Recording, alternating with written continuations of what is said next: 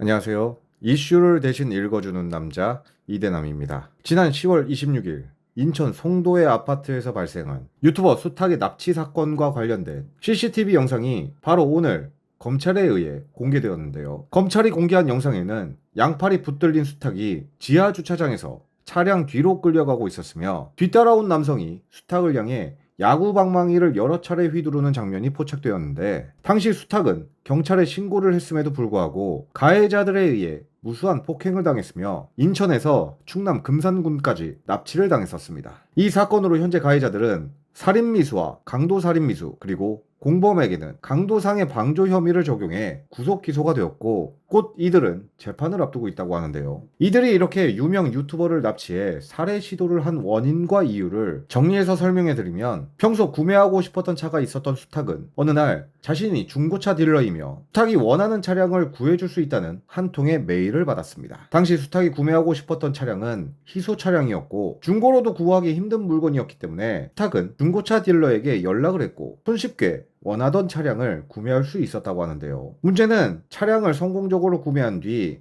약 1년이 지난 2024년 초에 발생이 됐는데, 어느 날 딜러가 개인적인 이유로 수탁에게 3천만 원을 빌려달라고 부탁을 합니다. 그리고 수탁은 과거 차량을 구매했던 신뢰가 있어서 딜러에게 흔쾌히 돈을 빌려줬지만, 해당 딜러는 상환을 약속한 기간에 돈을 갚지 못했고 결국 수탁은 수개월이 지나서야 겨우 돈을 돌려받을 수 있었는데, 어이없게도 이 염치 없는 딜러가 또다시 수탁에게 연락을 해서 이번엔 희귀 매물이 있으니 기존에 가지고 있던 차량을 자신에게 맡기고 기존 차량이 팔리면 희귀 매물로 갈아타자는 제안을 하게 되는데요. 당시 수탁은 과거 연체된 기억 때문에 살짝 미심쩍었지만 원하던 차량을 구매하기 위해 딜러의 제안을 수락했고, 구매하려고 하는 차량을 홀딩하는 명목으로 딜러에게 2억 원을 송금하게 됩니다. 그리고 진짜 문제는 이제부터 시작이 되는데, 당초 2024년 7월까지 기존 차량을 잡아두겠다던 딜러는 갑자기 7월 말에 잠수를 타게 되고, 이에 이상함을 느낀 수탁은 캐피탈 쪽에 문의를 했는데, 황당하게도 캐피탈 측에서 해당 매물이나 홀딩과 관련된 내용을 전달받은 적이 없었다는 답변을 듣게 되자, 그때서야 수탁은 자신이 사기를 당한 것을 알아차리게 되는데요. 이에 수탁은 해당 딜러에게 연락을 했고, 이때부터 딜러는 온갖 핑계를 대면서 수탁을 피하게 됩니다. 또한 수탁은 각 지자체에서 자신도 알지 못하는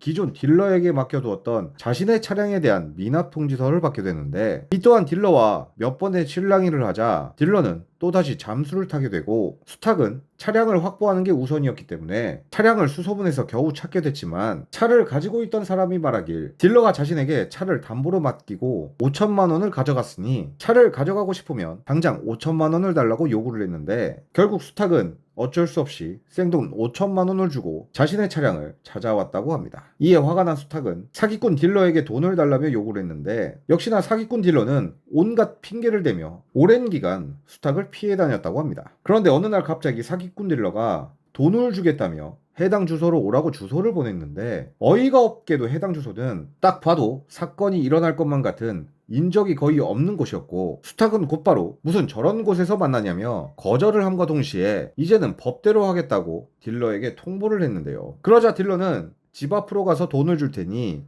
합의서만 써달라는 요구를 했고, CCTV가 많은 자신의 집에서 만나자는 말에 약간의 안심을 했던 수탁은 이후 영상에서 보시는 것처럼 딜러와 공범에게 폭행과 납치를 당하게 되었습니다. 이 사건으로 수탁은 정말 심각한 부상을 입게 되었는데, 안화골절, 오른쪽 시력 및 청력 감소, 이마 30바늘, 턱 5바늘, 손가락 골절, 귀 내부 출혈 등 상당한 피해를 입었고 현재도 계속 치료를 받고 있다고 하는데요. 아무리 돈이 급하다고 자신에게 돈까지 빌려준 사람한테 어떻게 저렇게 폭행과 납치를 하는 것도 모자라 더 많은 돈을 갈취하기 위해 협박과 살해까지 계획을 할 수가 있는지 정말 충격 그 자체였는데, 딜러와 공범은 당연히 살인미수죄로 중형을 선고받겠지만 30대 초중반의 범행을 저지른 것이기 때문에 이들에게 징역 10년이 선고가 내려지더라도 출소를 할 때 이들의 나이는 겨우 40대 초반입니다. 그리고 저런 인간들은 어차피 출소를 하게 되면 또다시 끔찍한 범죄를 저지를 게 뻔하기 때문에 개인적으로 이참에 아주 사회에서 격리를 시켜야 하지 않나 싶은데요. 단지 유명하고 돈이 많다는 이유로 말도 안 되는 범행을 저지른 저 두 사람이 최종적으로는 어떤 처벌을 받게 될지는 계속 지켜봐야 알겠지만, 사회에 큰 공분을 사고 대중들에게 큰 충격을 준 사건인 만큼 사법부에서 부디 저들에게 엄중하고